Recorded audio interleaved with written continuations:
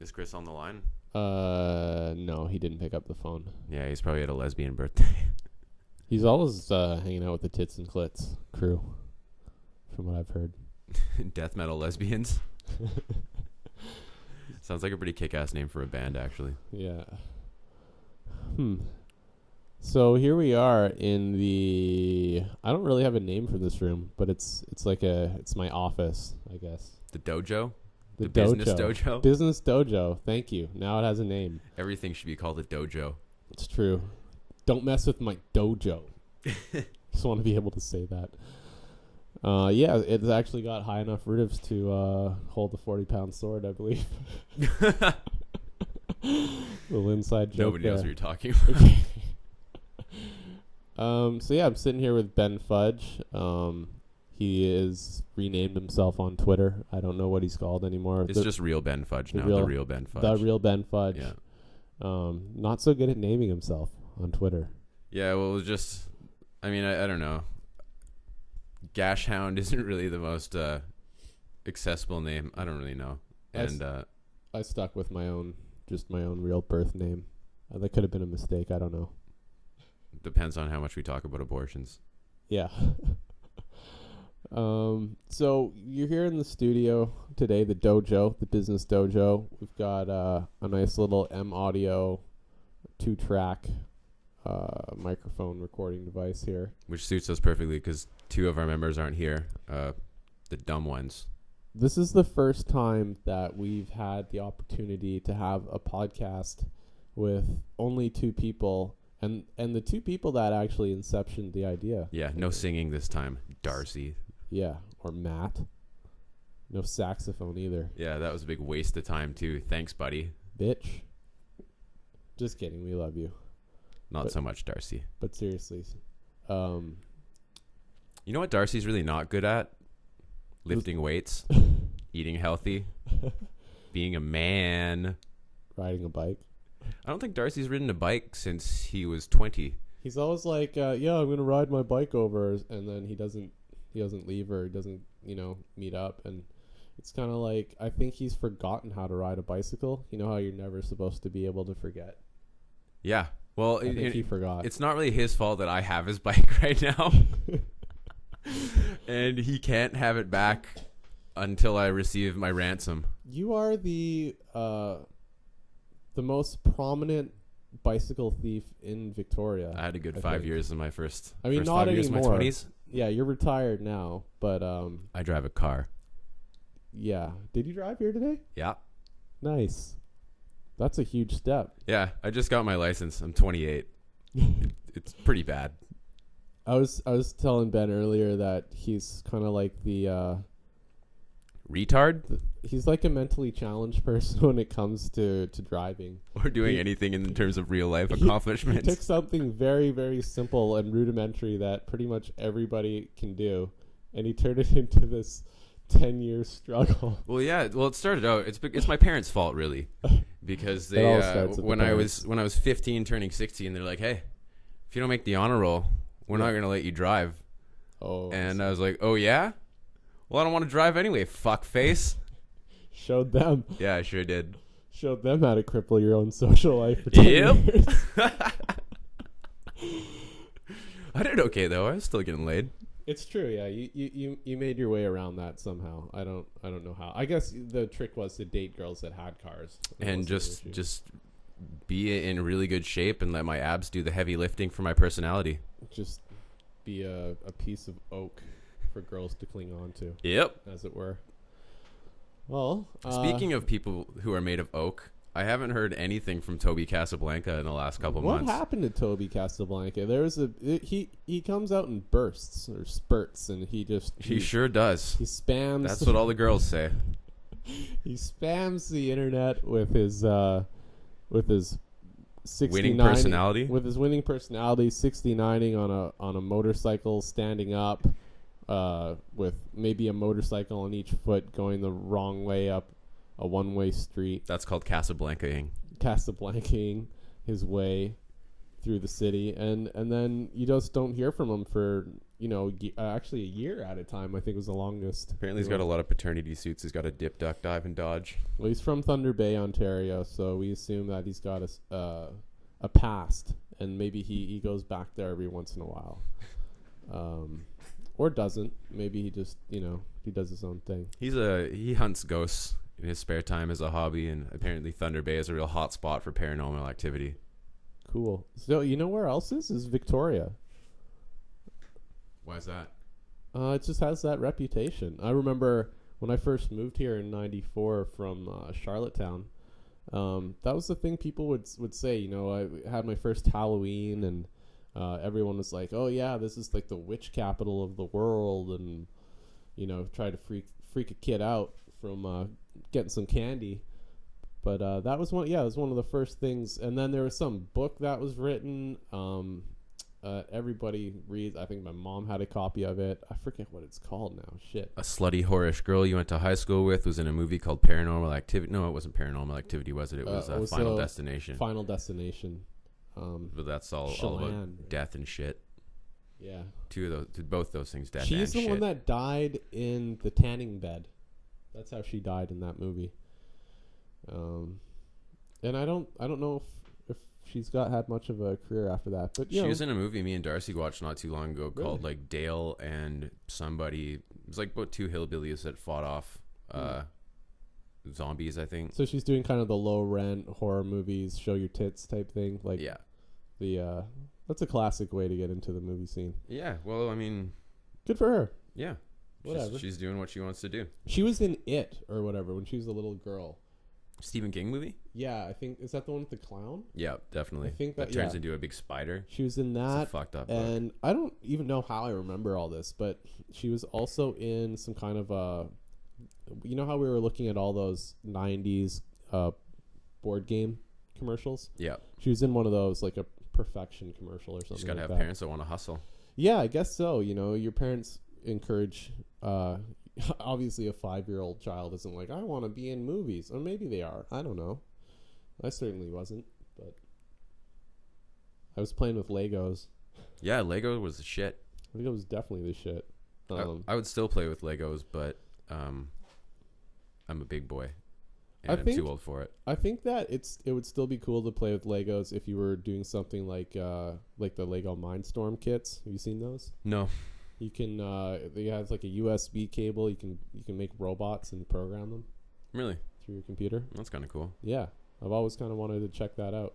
I think if I just had a bunch of Legos, I'd make something stupid like a sign that says "fuck you" or a big Lego penis, and I just put it in someone's mailbox or something like that. I've mailed you a Lego penis. Congratulations, you've won. You've won. What were we talking about a minute ago? Spirit of Truth. Oh yeah, Reverend X. I don't know, like you know a lot more, or seem to know a lot more about Reverend X than me. Like, where is this guy coming from? Honestly, I don't know. It's some city in the States, and he had a public access TV show. I'm pretty sure it's like L.A. or Southern California. Yeah, look him up. Reverend X. My favorite clip of him on YouTube is called The Healing Dance, where he proceeds to listen to Mystical in the background while he takes his shirt off and he starts dancing, and really he gets you to question yourself and where you came from, and claims that he is God. Yeah, my favorites are when he's taking callers and he keeps yelling, "Cut that bitch off!" That's probably the best one in history. I don't know what that one's called. Probably just Spirit of Truth. But yeah. Find that he's taking callers throughout the whole show, and people are just ripping into him, and he's fighting back. One guy's like, "Man, your Bible looks like a phone book." Yeah, and it does. Yeah, it's not the King James version, apparently. Yeah, I don't know what version. It's definitely the Yellow Pages edition of the Bible. But either way, he had his own public access TV show, and it's comedic gold. It's on YouTube. There's a lot of things on YouTube where the weird pockets of the internet, and you're just like, oh, I'm on here again. How did I get here? Yeah, $1 Million Extreme would definitely be one of those things too. Definitely, yeah. Entertaining comedy troupe there. I think they're getting some money too. They might actually do something more mainstream. Will Sasso was on the Brian Callen show podcast to listen to. I think it was episode 4, and he was talking about how he's doing more videos with them. So I'm looking forward to seeing that, because Techno Toys, the one that he did with them prior to this one, is hilarious. Brian Callen, he used to be on Mad TV, right? Yeah, he's on the first 2 seasons. All right. I think he's really funny. I think his podcast's hilarious too. He's got another one with Will Sasso and Chris D'Elia called the 10-Minute Podcast, which is quickly becoming one of my favorites. Nice. One of my top podcasts is called Your Mom's House with Tom Segura and Christina Pazitsky. They're a married couple, and if you like humor that has to do with like farting, burping, or pooping, it's absolutely the best podcast to listen to. The last one I listened to, they started interviewing Tom's dad, and Tom's dad was giving Tom advice on wiping his ass because he wasn't doing it right. And then he was talking about Tom was talking about how his dad likes to pick his nose and put it on the first floor button on an elevator when they go to hotels. Holy shit. And it was pretty gross. He did, like, the interview they did with him was hilarious, and it's definitely worth checking out. Speaking of gross things and toilet humor and weird pockets of the internet, if you're searching on YouTube, and I found this last night looking up, I was trying to find out what the guy who played Steve Urkel was up to, Jaleel White, and apparently he was in some new show called Blackout or something, so I was searching it to see the trailer on YouTube, and I found a totally different show from like Norway or something called Total Blackout. And I think the premise is it's like an infrared camera, but the people in the show are in complete darkness. Darknesses. And then they have to like face their fears or whatever. Like I saw clips of people being put in like a bathtub, and they put rubber duckies in it, but people can't see what it is, and they're freaking out. But the gross thing Sounds that I creepy. saw is they were like, name that smell kind of a thing. And I know where this is going. They had a person just with their butt cheeks pressed against a glass, and so the contestant slides open the glass and has to like smell and identify the smell. So they're essentially shoving their face into someone's ass. Right in the butthole? Right in the butthole. Nose to rosebud? Yeah, it kept me in stitches last night when I saw that clip, but I was also kind of grossed out, but so right away I sent it to Ben. Yeah. Yeah, I'm the king of farting. If you listen to our last podcast, you are definitely familiar with my works. Yeah, the master works. I attribute it all to my dad. Pretty much from when I was old enough to understand what a fart was, I was taught that it was a good thing to be celebrated and laughed at. If there was an award, Ben would be up on stage. I want to thank my dad and my sister. My sister is the fartiest girl I know, and I love her so much for it. You should have Jess on the show sometime. Yeah, well, she's gonna be my first guest on the Fudge Cast. Nice. So hopefully I can figure out a place to record and get that done. Just because this has nothing to do with my involvement with the Westcoast Highlife podcast. We just have crazy schedules. Alex is swamped with school right now. Darcy seems to only want to do it once a month, and Mark, I feel terrible for having him sit through hours of our bullshit. So I'm just gonna stampede into his little apartment. Yeah, leave our empties there and make a mess. Waste his time. Yeah. So yeah, I'm gonna try and get this up and running within the next couple of weeks. Hopefully, I can get a couple before I start doing open mics. So I think that's it's a good direction for this whole thing to go. I was hoping when we kind of inceptioned the idea that it would become more like a network of podcasts anyway. So I encourage anybody who's been part of one of our Westcoast Highlife podcasts to just start their own, and we'll keep posting them up in the Westcoast Highlife podcast Facebook page. And I think we're going to be making use of more YouTube type edits as well. Yeah, I'd like to do that. Matt did a really great job editing the last one. He somehow made 2 hours of inane bullshit into a pretty entertaining 45 minutes. Yeah, I had fun listening to it.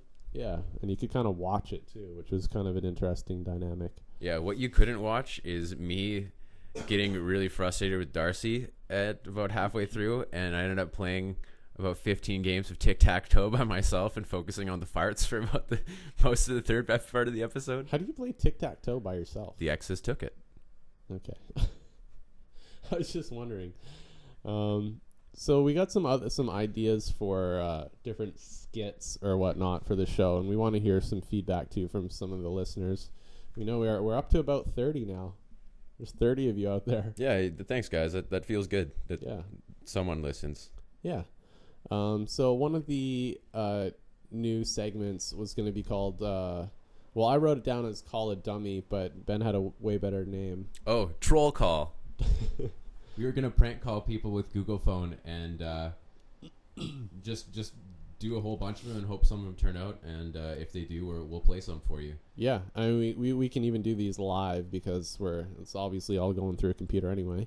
So that's something we're looking forward to doing. So there's also I'm gonna keep doing weird science, and I might actually eventually do a spin-off, kind of a pseudo-science podcast of my own. Once I have a little bit more time. We still want to talk about more movies and comics that are coming out. I want to go see John Carter. I've heard it's got like kind of mixed reviews. But I streamed it, didn't like it. Really? It was really slow. Okay. I think it's one of those movies though that if you stream it, you're probably not really seeing it. You're definitely missing out on a lot of the action, but yeah, all the artwork and the effects, you're probably not really getting that. Yeah, I just didn't really find it that compelling. I didn't. I don't know. Just wasn't my thing. A throwback to like kind of like those Indiana Jones type. No, movies, it's what's happening is the studio that's making it saw Hunger Games being produced, and they're like, okay, we need a movie that we can draw money away from that. So they threw like a action movie together that preteens could get into. What is Hunger Games? I read the book. It wasn't very good. It's about it takes place in the future, and essentially America has been broken down into 12 districts, and 2 kids are randomly selected or volunteer from each district to compete in a battle royale. And the last one living essentially is a celebrity for the rest of their life. So what happens is the main character, her little sister gets chosen to go into the Hunger Games, and she volunteers, and it's all about her fighting and surviving through it. Spoiler alert, she lives. There's a movie almost exactly like that, but about Japan. Battle Royale. Yeah, the original was a lot better. That movie was mind-blowing. It was savage. The one mean girl that was not afraid of using sex to kill dudes, like she slaughtered a ton of people. Yeah, she had the highest kill count, didn't she? Probably. And there was that one other guy with all the automatic weapons. Yeah, it was a badass movie. He was like the one really crazy guy. You got to see that movie. I think that movie's probably still way cooler than Hunger Games. Yeah, Hunger Games to me even if looks it's a like little old, it's pretty badass. Hunger Games looks to me like it's for the Twilight generation. I just don't get that whole like sparkly vampire generation. Like that's lame. I don't like anything about it. I don't know, man. I think after you become an adult, you just kind of phase that part of like what you used to like out. I mean, like, but there's also people, I sure as hell don't like Drake, and I don't like Twilight, but I mean that shit's just not really for me. There's also right? a lot of people of, I guess, our supposed generation would be really into zombies. What's your take on that? I don't really get it. I'm not super into it. I see zombie walks happening all the time, and people put a lot of effort and energy into that. I just think, why, if you can all get together to put face paint on and pretend to be living dead, maybe your energy could be put to some better use. Maybe like what zombie walk with live action role play. It essentially is. That's pretty much what it is. It's like LARPing, and I've seen LARPing before, and I think it's more entertaining because you always get like 2 super nerdy looking guys like pretending to battle with giant axes. Yeah, they're going hard in the paint with they're like so hard gear that they've painted and created. Paper mache is like cracking and throwing like handfuls of sparkles at people to signify a spell. Yeah, it's pretty brutal. So, like, when I lived right off of Dallas Road, there was these 2 guys LARPing for probably an hour on the beach, pretending to have this intense sword battle. Samurai Showdown. Yeah, which was funny because like a month earlier, I think Duncan had been in town, and he brought his sword, not sword, but Boken. Wooden sword? Yeah, I have a wooden sword from Aido, and he has one from Kempo? Not Kendo. And he had just come back from Japan, so we actually had a little bit of a training kind of friendly battle on the beach. Fuck him up.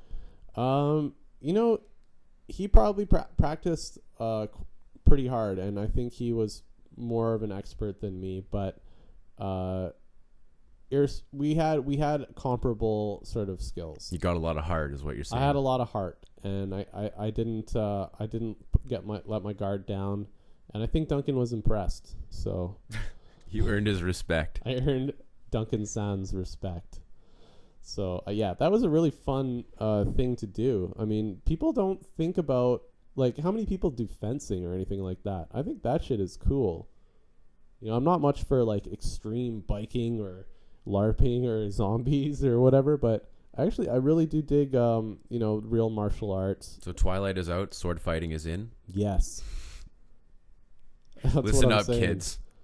Swords are fucking badass. Okay, none of this. Oh, we're gonna shoot you from 3 miles away with our laser guided sniper rifles or our predator drones. 1 shot, 1 kill. We're talking about some Musashi shit where you're looking in your enemy's eyes, you're eye to eye with them, and it's a test of wits and strength and agility and training.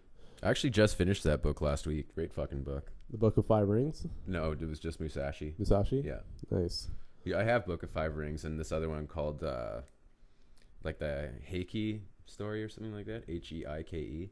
I don't know. I'm assuming all the books are on the same length. They're like 1,300 pages. They're pretty long reads. Mm-hmm. Which is funny because in the span of 2 weeks, I managed to read a book that has taken the equivalent of which is Shogun has taken Darcy about 8 months to read. One other thing that you might not know about Darcy, he's barely literate. Can hardly read a menu at a restaurant. Can't write without a crayon. Poor guy. Imagine his landlord getting that check. It says Darcy in all Crayola. Scribbled on backwards D. like the Toys R Us. Darcy backwards R's and whatnot. That was probably bad for kids. Yeah, I didn't like it at all. I've always been a champion of literacy, and I don't have any patience for some store turning its fucking R around and misleading kids. Yeah, you've definitely always been kind of a reader. Why don't we do a Coney update? Oh yeah, okay. So I'm sure everyone's familiar with the Coney 2012 movement, and their leader, what's his name, like Coney? Jason Russell. Oh yeah, that Russell dude. Russell. He's the guy that made the video, and I was actually watching an interview with him,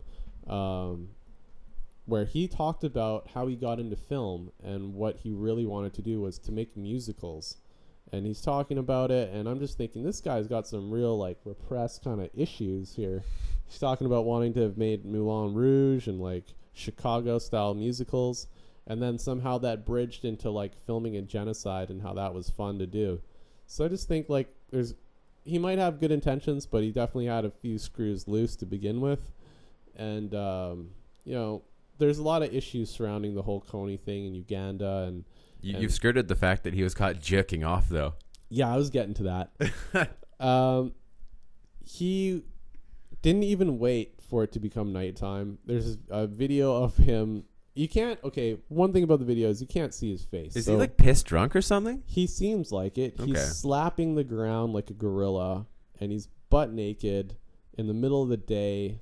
Cars are going by, whatever, and someone's videotaping him. And that got on the internet pretty quick. So it was a very public meltdown.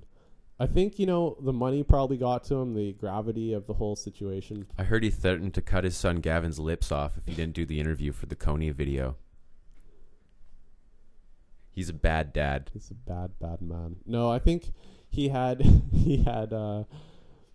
good intentions, and then the whole thing snowballed so big that he doesn't realize, or he's just grasping the reality of the situation, and that Oprah alone gave him $2 million to his charity. I mean, the guy probably had too much beer money. You can call the guy Coney Soprano now. Yeah, he's trying to get people whacked. What do you think is going to happen with Coney? Do you think the CIA is going to take his ass out, or do you think it's just going to fizzle out? Nobody's seen Coney for a few years now. That's my understanding. And when they tried to screen this whole Coney 2012 video in Uganda, people started throwing stones at the screen, and and kind of rioting. I mean, they have bigger issues. Maybe they're sick of white people trying to tell them how to run their shit. Their own government is fairly corrupt, from what I understand. Their own army already was being accused of the same stuff as Kony's LRA army. So it was it was never clearly, defined as to, are we empowering people that are just as bad to get rid of this propagandized bad guy who is compared to Adolf Hitler and Bin Laden. It's like, that's kind of cheesy. It was like real cheesy. Adolf Hitler put people in ovens and burned them. Like, I mean, it doesn't really get much worse than that. Like, back the fuck off, hipster. It became like Kony was the boogeyman, and I kind of also get the aspect of, okay, well, maybe he's an easy target type of thing. Like, we can solve this problem. We can't solve like world hunger or anything huge like that. So we only have 1 year to do it. Got 1 year. And that was the realistic timeline. I hope George Clooney goes to jail for a year. I bet his dad had like child pornography on his iPhone, and that's how they managed to make the charge stick. Holy shit. We should probably never become reporters on To the Stars. Yeah, someone actually called me Kony and Whiteface a while ago on Twitter. What an accusation. I thought that was a little You mean. cut the lips off any kids. Yeah. I think Kony needs to be reformed. I think just by throwing him in jail, letting him rot, send a bad message to the other mass murders around there. Like, there's no hope for you. You're done. Well, you need to reform Kony. And the way you need to do that is to take all these lipless children and stick them on Coney Island, where they get plastic surgery to replace their lips, hands, arms, and legs, and parents to adopt them. And you turn it into a TV show. Yeah. With the guy from Extreme Makeover. Or Jeff Probst from Survivor. In all seriousness, though, it was nice to see people unite around thinking they were doing something good. I thought that was the silver lining of the whole thing. Hey, look, man, I'm white. Liking something on Facebook equals real change. Okay? I'm white. We are so sheltered from any kind of a bad life, living in Canada, on the West Coast, on this island. Yeah, we live in the good part, not the shitty part. That I think it's hard for us to even grasp, like, going without water for a day, let alone having a warlord coming around and, taking all your freedoms and cutting your lips off and burning your family to death or whatever, which is another thing that's going on in Afghanistan. That just happened.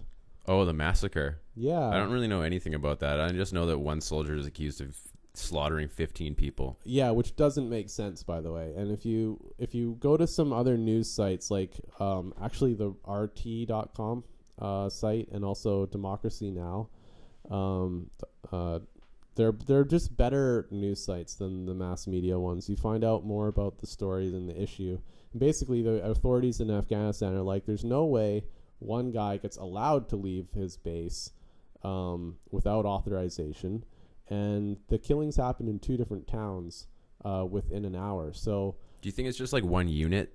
And they've made one guy into the fall guy or something like that? Yeah, exactly. I think it was 1 or 2 units, and they're all fucked up. They've been there for too long. They don't know why they're there. The mission's lost a lot of structure, and they need to come home. And there's Jax outside. We've got a guest. It's a dog. So yeah, I think that was savage and brutal, and it's unfortunate that one guy is going to take the fall for something that I don't think one person could have pulled off. So it's such a weird trade-off too, because they're saying like, we don't want Muslim fundamentalists in power, but we will allow opium-producing warlords to continue flooding North America with heroin. It's a total hypocrisy, and the whole war thing is silly for one reason, and that is, if you look at the economic breakdown of how much money goes into funding wars in general and killing other people, you could put that money easily into just feeding them and giving them education and putting a roof over their head, pornos, and having them do some agriculture, whatever, and they would never want to attack you. So the whole idea of war is just perpetuating itself, and that's another bad aspect of Kony's, the Kony 2012 movement or whatever, the Invisible Children movement, was essentially you're just funding a perpetual war. As far as I know, they don't have anything beyond like arming the Ugandan army further. Were they going to arm like Sudanese people to fight them or something? I don't know. I don't even know what their real strategy is. I don't know. That probably doesn't. That has no basis in anything. I don't think. I'm just making it up. The Congo. Jax. This is a real asshole guest. He's not even interviewing him, and he just won't shut up. I don't even know why he wants to come in here. All right, I'm gonna let him in though. You take the helm. All right, so I was at a wedding last weekend, and it was a lot of fun. Groom looked really handsome. The bride looked really pretty. But I'm the type of guy, hey Jax, I'm the type of guy where I go to a wedding and I think to myself, how do I make this more about me? How do I take the focus from the bride and groom and draw it on to myself? And the way I did that was to take the mic from the MC, get out of my crotch, Jax, and sing a Boyz II Men song in front of a church with about 150 people in it that I didn't know. And it did a great job of winning a bunch of strangers over. And I'd say anytime you really need some attention, just steal a microphone and sing It's So Hard to Say Goodbye to Yesterday. My friend Jared called it sincere enough to not be offensive. I will have you know that both the bride and groom hugged and thanked me after. My only suggestion for their wedding is that if they do it next time, change the Here Comes the Bride song. They came down the aisle to Daft Punk, but it should have been to Blackstreet's No Diggity. That's a real wedding song. You can save that for your own wedding. I'm not getting married. Actually, I was thinking I just wanted to get married just to get divorced. I think I'm 28. I could do with a divorce under my belt. Do you just want to have that story? Let's just get some rounded off life experience. Who wants to get married? There's a lot of Russian brides, apparently. Yeah, I don't want to pay. I'm not paying to ship some third world asshole over here to be my ex-wife. I don't think you have a divorce without paying something. I think that's why everyone hates them. I thought you just cut off her hand. Isn't that how you get divorced? You just cut the woman's hand off and then no other man wants to be with her? Take the ring back? Yeah. Yep. Take the ring to the smelter. I was also at a funeral not too long ago. I didn't know the deceased. I was there on a date. Kind of weird explaining that to the family. When I thought of this great business idea, the idea was that you will me your Twitter and Facebook accounts, give me some money, and I haunt your enemies online for you from beyond the grave. That's actually a good idea. Yeah, and it's right up my alley. And for an extra $50, I'll include the family haunting package. It's a guilt-based package. And it could be anything from, calling up your dad in a ghosty voice to making a YouTube video about why it's your brother's fault you died. Jax likes it. Yeah, the dog like that. You cannot recreate. Yeah. Yeah, buddy. Yeah. So that was my business idea. That's a good one. You should take that to the bank. Yeah, I'd like to run with that. We'll have to get a technical officer for you. Well, so we should check in on Mo. See how he's doing on the East Coast sometime. Didn't he get in a big argument with his dad because he made him do a lot of dangerous work that he wasn't getting compensated for? Yeah, well, if you are a coder or you develop for a living, your hands are pretty important. Until we get the MindLink function to work real well on computers, you need your fingers to type code. So, yeah, I think he was put in a position where his hands almost got chopped off or something, and that freaked him out a bit, understandably so. But I think, with anything with family, I mean, God knows you've worked with your dad a lot. Yeah, fuck, man. Working with your dad is stress. Because, I mean, like, you can always tell your dad to fuck off, but you can't really tell your boss to fuck off. So when your boss is a boss dad, there's this real gray area of being able to tell them when to fuck off and when you can and can't walk off a job site on them. Yeah, I remember when one time you were having a real bad argument with your dad, and I got called in as a scab worker. Yeah, I remember that too. I walked off that site. That was right by Oak Bay Marina. Yeah, I totally benefited for like the week because I got to learn how to lay some real hardwood floors, but I felt bad doing it because I was in the gray area being like one of your best friends / one of your dad's only other workers at the time. Don't you worry about it, man. I'd rather the work go to you than some other idiot that I don't know. Yeah. So if you ain't got a skill or trade, then shut the hell up. But you know what? You guys patched things up, and you went on that cruise ship. Yeah. We had to work. We had to do floors on a cruise ship that went from Fort Lauderdale to Portugal. Man, that you must have some stories. The work was really shitty, but the trip was really fun. Did you guys run into some rough weather, some shifty seamen? Yeah, there were a lot of shifty seamen on the boat. Pretty much every one of the contractors that was on the boat with us was a raging alcoholic. So there were a lot of funny nights. There's this one dude that stands out. His name was Bozy. He was probably one of the biggest native dudes I've ever seen. The guy was probably about 6'6", and he weighed about 350 pounds. And when we were in Lisbon, we went to this dive bar, and there was a midget there. And like right away, like Bozy picked up on the midget, and she was dancing on his lap for drinks or whatever, and it was one of the most awkward, bizarre, hilarious things I've ever seen in my life. Like a female midget? Yeah, a female midget, a dwarf. It's like a scene from Total Recall. Yeah, it was pretty cool. It was really cool. Actually, I got there 2 weeks before the Euro Cup started for soccer over there. And I left, I think, 4 days before it started. So it was I just missed it. It would have been so much fun because Lisbon was a host city that year. Oh, yeah. No doubt. What is that thing they have about men wearing shorts? They don't. If it's Sunday, like, do not wear shorts in Portugal. It's such a Catholic country that you're expected to be in your church finest all day. So myself and Boss Dad were getting a lot of mean looks from the churchgoer because I mean I like cathedrals. I was trying to check out as many as I could, and I'm glad I don't understand Portuguese because it's like 40 degrees out. Yeah. I'm sure if I paid enough attention, I would have learned the Portuguese word for cunt, but as it stands, I don't know. It's just abrigada and obrigado or something like that. It's thank you in the masculine and feminine of Portuguese. Yeah, I know no Portuguese. Yeah, there's your whatsoever. Linguistics lesson for the day. Nice. Well, that was inspiring. Maybe I'll when I go to Portugal, if I ever go, I will know to wear long pants. Yeah. Oh, you know what else I saw that was inspiring recently on Wired was this Delta Wing car Nissan is making.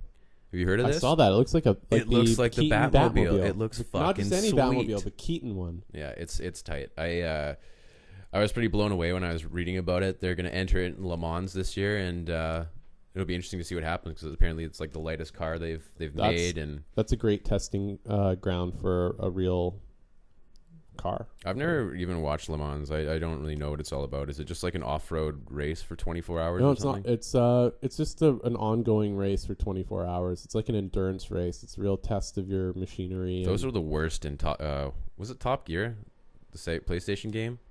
Gran Turismo? Yeah, Gran Turismo. I hated the endurance races. Sometimes you'd have to do like 500 laps. We knew one guy that did every one of them. Yeah. And it pretty much just confirmed that he was never, ever going to be with a beautiful woman. It's evident when you see his wife. Hey, Nick. The funny thing about that situation, not the wedding situation, but the Gran Turismo one, was how hard this guy tried to get 100% completion in the game. He played every single race, buy every single car, get every single licensing test. It's grueling. It's almost not really a game. It's more of a simulation. Yeah, like I loved video games back then, and I just gave up the licensing after like the third round because it was just so fucking hard. He wanted to see that 100% so bad, and so he did everything, and for some reason, Game Genie pussy, it wouldn't get higher than 98 point something percent, and it was driving him nuts. And then it was revealed on the internet that there was a bug in the development of the game, and it would never be patched. And and that the highest you could ever get in the game was at 98 point whatever percent. Rough times. Yeah, so not even the Game Genie could break that. Have you guys ever noticed, like, as a single guy, that you just want to cultivate a smell? Like, you'll get off school on Friday and you'll be like, I don't really feel like doing anything this weekend, so I don't think I'm going to shower until Sunday. I've almost been doing that. Yeah, I do it all. I work out all the time now, so I get some pretty rank Fermunda going by Sunday evening. I found I mind you, this is just if I don't have plans. If I do, I mean, I don't have a problem taking a shower. That's fine. I'm not a guy with a really strong smell. That's what I've been told, but I smell worse to myself when I sit around and do nothing. Yeah, that's the smell I'm talking about. Than if I go and exercise. And I think it has something to do with letting the farts go, the smells out. Like you got to go on a run and you got to sweat, or you got to sit in a sauna or whatever. You have to sweat. By not sweating the right way, you're just increasing the smell. Yeah, and maybe that's what sickness really is. Maybe it's like an accumulation of smell in your body you haven't let out. And that's fart more, people. Everybody should fart more. Was there a South Park where they weren't farting and people were spontaneously combusting? Yeah, that was funny. There's like the balance they had to strike was how much did they want to fart and how little did they want to spontaneously combust. Love that. I haven't seen the new season, but I heard it's. I watched it. It was pretty funny. It revolved around men putting the seat down, and. Toilet seat. Yeah, the toilet seat. Man, I still forget that sometimes. I don't do it. One of the characters, Clyde, didn't do it, and his mom fell in the toilet, and because the toilet was exerting so much pressure on her guts, it sucked all of her organs out of her butthole and killed her. Oh my god. Whose mom? Just one of the characters? Well, yeah, Clyde, I think. Okay. And to combat civilian deaths on toilets, the government instituted TSAs, Toilet Security Administration. That's awesome. And they put like closed circuit 360-degree cameras in people's bathrooms because they installed seat belts on toilet seats that were. That is so relevant. I love how South Park can just hit the nail on the head with things that are so relevant yeah, at the time. Best. Randy Marsh got a ticket for not wearing his toilet seat belt. Because I saw just last week. Maybe it was a couple weeks ago now. Shut up, Jax. Worst guest First he ever. wants to come in, then he wants to leave. He's so adamant about being the first guest we had on this show, too. I guarantee if I open the door, we'll hear him barking. Yeah, he's just going to scratch on the door again. He just wants attention, generally. It's got nothing to do with anything but attention. We're kindred spirits, he and I. Anyways, TSA in the States, if you don't know, if you haven't traveled in a while or whatever, they've installed full body scanners in the States at all the airports. And there's a big outcry about it, but it's invasive as fuck. It's super invasive. Basically, you see an outline of someone's naked body. Oh, Jack smells like shit. Well, yes, get your breath away from me, dog. Doggy breath. And so, yeah, the scanners, they're for people that might be concealing a weapon or whatever. Anyways, the government spend billions of dollars on these scanners. They put radiation through your body. I'd rather go down in a ball of fire than take my shoes off before I get on a plane. You got to do so much now. You got to you got to take, next thing you know, you're going to have to take off your underwear and get like a flashlight stuck up your asshole. That was on South Park. Something like that. Anyway, so this whole TSA thing is stupid because a guy out there, a young guy, proved that these machines don't actually help anybody. That is, if you are actually wanting to sneak a weapon on board or whatever, a box cutter or whatever, he put like either you put it on your side or you put like a piece of white cloth over it, and then the scanners don't see it anyway, and it just blends in with your body. So he put that video out on the internet. It went semi-viral. I don't think they were too pleased about such a easy way to defeat the system being readily known to everybody. But that being said, why would you spend billions of dollars on a technology? Are you telling me they couldn't figure this out before they spent all that money? No, that's crazy. That's just someone filling their pockets with tons of contract money. It just would have been cheaper to make people do strip searches. Yeah, well, someone's suing. Some Canadians are suing them for inappropriate sexual touching. Really? Good for them. Yeah. Didn't even ask for it. I'm gonna lose a lot of money. Didn't even dress like they wanted. I'm gonna get the shit suit out of me for that. I don't even work there. I just put on a shirt and grab some tit. Well, you gotta wonder about the people who are given the authority to do this to you. I mean, they're not the ones that are so much becoming lawyers or doctors or, they're not going to school for any amount of time. There's not a lot of prereqs to be a TSA. Basically, that's Do you like putting your finger inside things? Good enough. Yeah, it's like the same requirement as a mall cop. Do you have a shitty attitude? Are you a single mother with no husband? Well, that would imply that they don't have a husband if she was a single mother. Yeah. But if you were... Are you not getting laid? If you're like a Paul Blart type character, mall cop, you can get hired. If I was a TSA, I'd take Viagra all day and just be awkward boner TSA guy. Yeah, well, shit, man. I mean, you got to do something, especially if they're going to be able to see the outline of your dick. I hope. Yeah, so, I don't know. That's depressing. There's a lot of depressing news right now going on. And between, like, the clampdown on our freedoms, the omnibus crime bill that just passed in Canada here, minimal sentencing, thousands of people automatically now are just going to go to jail for really minor misdemeanors and stuff. It's time to kick off the revolution, everyone. Kill a cop. Kill an elected official. The thing is, I think that there are people out there that are probably like elected officials that are probably mean well and that are actually trying hard to take what the people want and turn it into action. And there's probably a lot of cops in there that have some element of heroism in them, or they thought they were going to do the right thing. But there's as many of those people there's probably double of idiots that are there for either power or because they got made fun of as kids, and now they're having their revenge. They got bit by a cop and then they turned into a cop. Super cop? Like a vampire? Yeah, well, that's the only way the RCMP is going to get anybody. By biting people?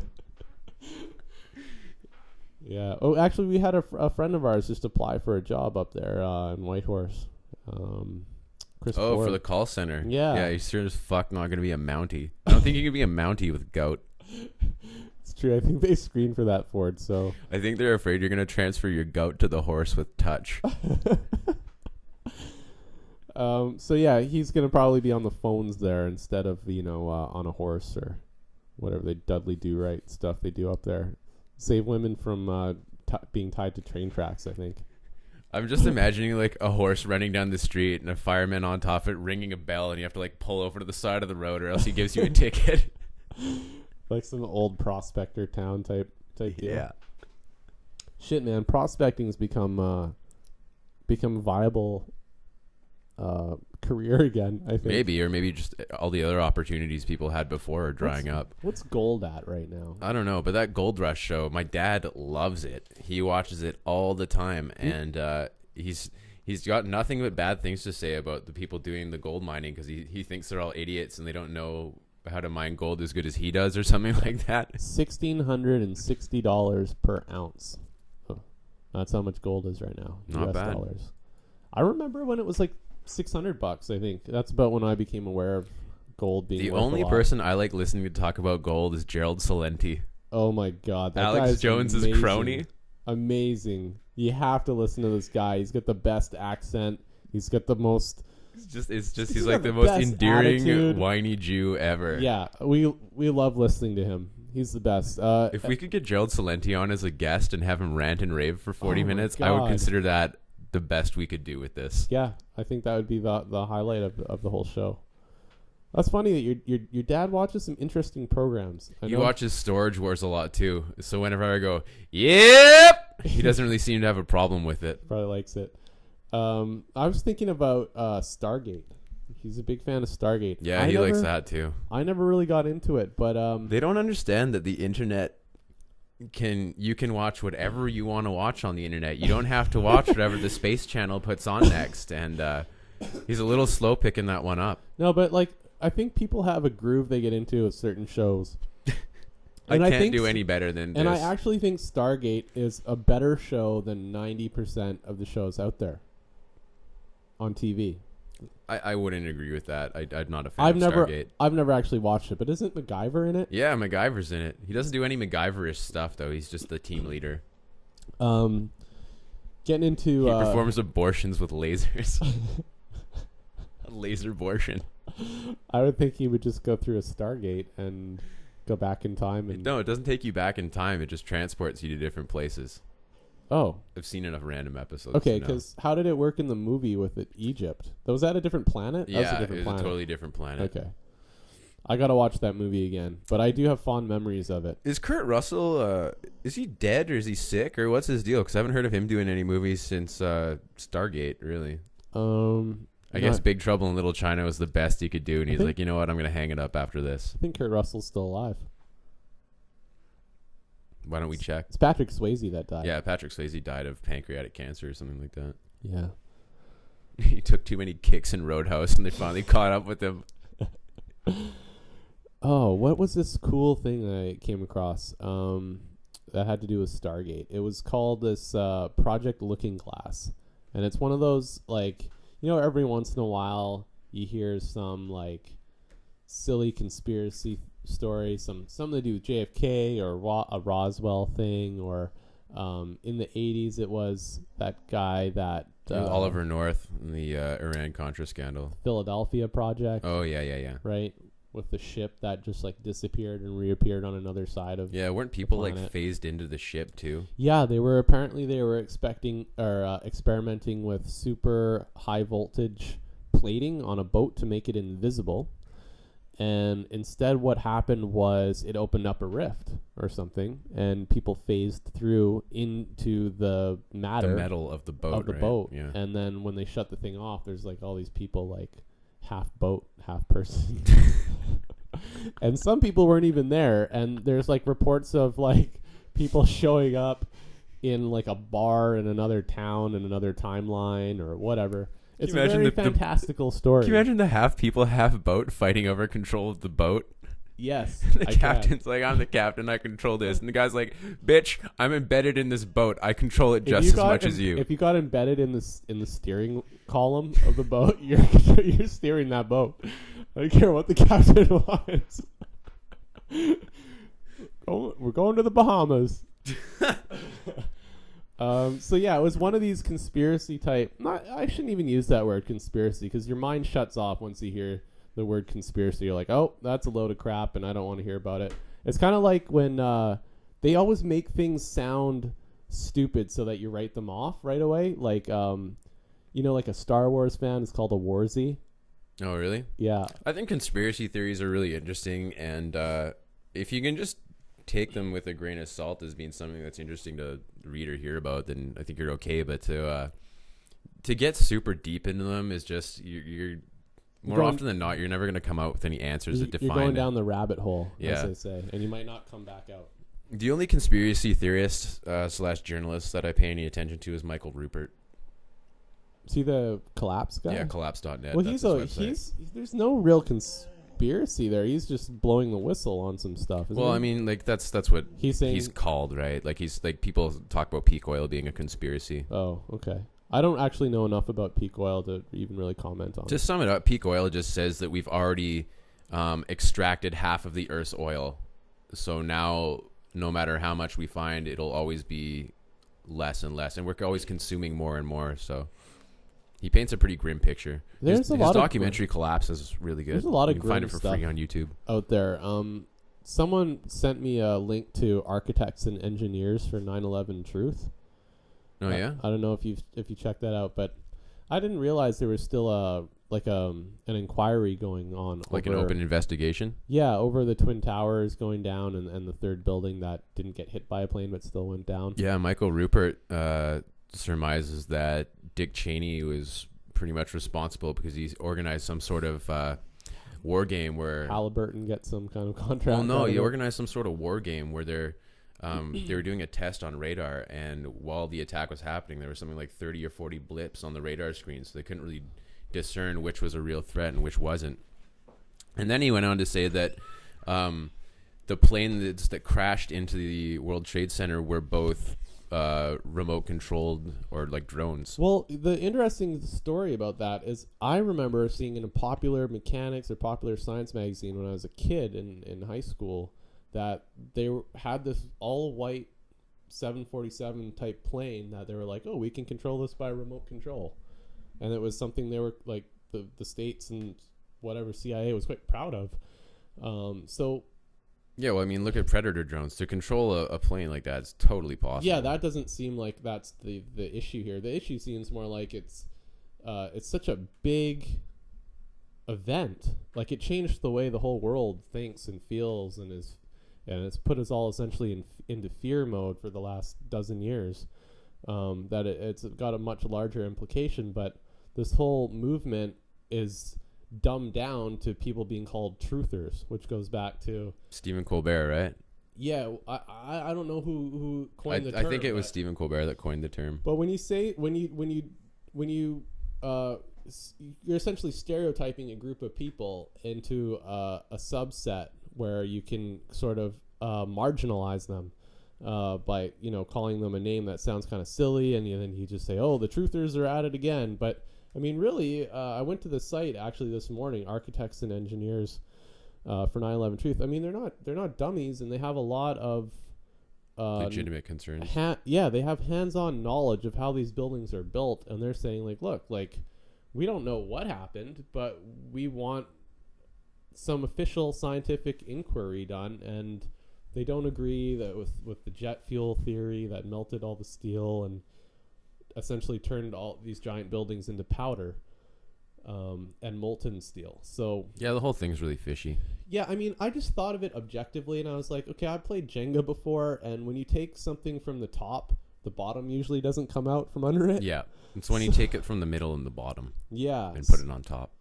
Yeah, it's very suspect. And then there was a whole building that didn't even get hit. Anyways, I digress. It's something that does need to have some light shone on it, and I hope that eventually we do learn whatever truth may be out of the whole event, because it has really changed the way the world operates. I mean, we have all these body scanners now. We have all these we have all this paranoia around people, that they say want to blow you up, and they hate your lifestyle, and it's all the Muslims' fault. And it's basically increased hatred on Earth, like, by 100-fold. Yeah, I think by and far Muslim people just want to go about their day just like anybody else. Like, I totally to agree. think that, like, a whole group of people has, like, bent on this insidious plot of destroying Western civilization is just, I don't know, it just seems kind of stupid to me. Like, all people want to do is get by. Yeah, I think all human beings around over Earth are generally have the same wants and needs, and they just want to have a family and live their life. And watch some porn. Yeah. Sing a song at a wedding. Yeah, have some laughs, see some sights. Ditch some paternity tests. Toby, guess. Yeah, that's Toby style. Yeah, so, this is... Cut off a woman's hand in divorce. Kind of taking a turn down the... I think that's Sharia law, or whatever they say. I don't know. You can definitely stone your wife. If you've seen the movie The Kite Runner, there's a really tough scene to watch that takes place in Afghanistan. It's like halftime at a soccer game. Oh. And the halftime entertainment is they roll up to the middle of the field and pick up trucks and stone a woman to death. Jeez. It's brutal. It's such a sad movie. If you watch this show produced by Ricky Gervais called An Idiot Abroad, it's almost like getting a porthole window into other places in the world you probably haven't been. I just watched the first 3 episodes. I've seen it's like they send this guy who's like a lovable guy but kind of dull from England, one of Ricky Gervais's friends. He's like a real life Homer Simpson is how they describe him. And I gotta thank Chris Ford for pointing out this show to me. It's been out for a while, but I don't watch TV, so I think I want to do a show for myself called An Idiot on Broads, where I just lay on top of women. Sounds like a David Tell type show. Yeah, well, if David Tell could think about something like that, I think it has some actual legs. Yeah, I have not seen his show Dave's Old Porn, that I've heard a lot of funny things about. I wonder how hard it is to pitch an idea for a show. Well, if you're David Tell and you're pretty much like comedy all-star for the last 15 years, you have clout. I don't really think that people want to hear about our ideas for shows. I'm cool. Working up an idea for a show called Prison Jail, and it's about a white-collar jail. Yeah. Is there any more to that? Or? No, that's as far as I've gotten. I was wondering. I think if I go through it, I'll try and make it like an Adult Swim type of show. Yeah. Okay. Well, we got to wrap this up. Yeah, this is like an hour and 40 minutes almost. No, it's coming up on an hour. Oh, really? Yeah. So we're doing good. Looking at the clock. We talked about a lot more somber things than we normally do. It's not so much of a. This might have to split off into a different podcast. Possibly. I'm thinking we could call it the Leftcoast or something like that. Sure. But it'll be part of the network. To talk shit about Darcy Hour with Alex and Ben. Yeah, mixed in with some conspiracy. He stinks. So yeah, I just want to leave the listeners with some websites that I think they should check out to, make your own opinions on things. Don't be swept in by the mass media, because it's definitely there's definitely an agenda to kind of just sweep things under the rug and keep moving on with your life, which you already probably do. And if you don't care, you don't deserve to have an opinion, so fuck off. Yeah, and get out there and protest these robocalls, because that's bullshit too. We just got our democracy hijacked, essentially. Nobody seems to give a shit. So get out there and do something about it, or at least raise some awareness. Yeah, that's all I got to say. Or call us on the Google phone at the Westcoast Highlife podcast at gmail.com. Yeah, pretty soon this show's going to take callers, I think. So, and don't forget to follow me on Twitter at The Real Ben Fudge. Lots of funny stuff on there. And me at Alexander Klein. A lot of interesting articles on that. All right, later, dicks. Peace out.